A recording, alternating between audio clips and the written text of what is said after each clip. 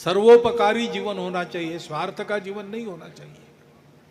समरस जीवन होना चाहिए, भेद दृष्टि वाला जीवन नहीं होना चाहिए। तेजस्वी जीवन होना चाहिए, निस्सत्व जीवन नहीं होना चाहिए। शक्ति संपन्न जीवन होना चाहिए, दुर्बल कुछ भी नहीं कर सकता।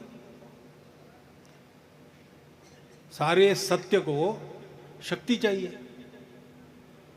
सत्य जानते हैं तो करुणा चाहिए, सत्य जानते हैं तो जीवन शुचितापूर्ण होना चाहिए, सत्य जानते हैं तो तपश्चर्या जीवन में चाहिए। वैसे इन सबकी कीमत दुनिया तब करती है जब उनको शक्ति दिखती है। दुनिया का एक स्वभाव है, जब बदलेगा बदलेगा, लेकिन दुनिया बात को नहीं देखती, बात के पीछे की ताकत को देखती है। बात हमको वही करनी है, प्रेम की, शांति की, अहिंसा की, सत्य की, आदि आदि। परंतु जब तक दुनिया ये नहीं देखती कि ये केवल बात नहीं करते, उनके पास ये सब करवाने की ताकत है, तब तक दुनिया सुनेगी भी नहीं। ये सब रहे इसलिए अपने सारे समाज में इस व्यवहार को स्वयं करना और सब करें ऐसा वातावरण उत्पन्न करना, यानी मंगल बुलवाना सबसे। ऐसा उपदेश समर्थ रामदास स्वामी जो शिवाजी के समय हो गए, उनका है। मराठी में कहते उपासनेला दृढ़ता लभावे, उपासना को दृढ़ रीति से चलाओ। भूदेव संता से सदा नमावे, त्यागी विरागी और संत महात्माओं को सदा नम्रता पूर्वक उनका सानिध्य प्राप्त करो।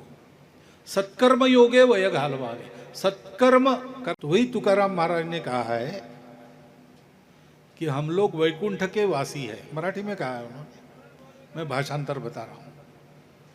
हम लोग वैकुंठ के वासी है। हम इधर इसलिए आए हैं कि जो ऋषि मुनियों ने कहा है उसका हम व्यवहार करके आपको दिखाएंगे। व्यवहार क्यों करके दिखाएंगे? क्योंकि आपको लगे कि ये व्यवहार आज की दुनिया में करना संभव है और आप वैसा व्यवहार करें। तो हम लोगों को उनके स्मरण के साथ साथ जितना उनका अनुसरण करना पूरी शक्ति लगाकर हमारे बस में है, वो भी करना चाहिए। तो उनकी साधना थी। हो सकता है हम में से कई लोगों को उन्होंने कुछ साधना दी होंगी, उपासना दी होगी, वो करनी चाहिए।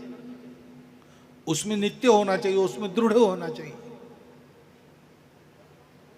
क्योंकि भारत की बात अगर हमको बतानी है तो भारत में संत महात्मा है, हम जानते हैं, थोड़े हैं, लेकिन उनको मिलना हम जानते हैं। सारी दुनिया तो भारत के जो लोग उनको दिखते हैं उनको देखेगी। वो संत महात्मा दिखते नहीं बहुत ज्यादा। हम लोग दिखते हैं, व्यापार के लिए जाते हैं, पढ़ाई के लिए जाते हैं। विदेशी यहाँ आते तो हमारे साथ ही उनका पाला पड़ता है, हमारा आचरण वो देखते हैं। और हमारा आचरण ठीक हो, भारत की बात के अनुसार हो, इसलिए कोई साधना उपासना प्रत्येक को मिलती है अगर वो चाहता है तो। जो मिली है उस पर पक्का रहकर उसको नित्य क्रम में करना।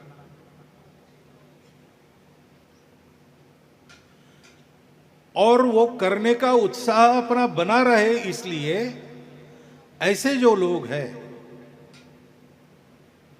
जिनकी अपनी नियमितता है साधना में, अथवा जो संत है,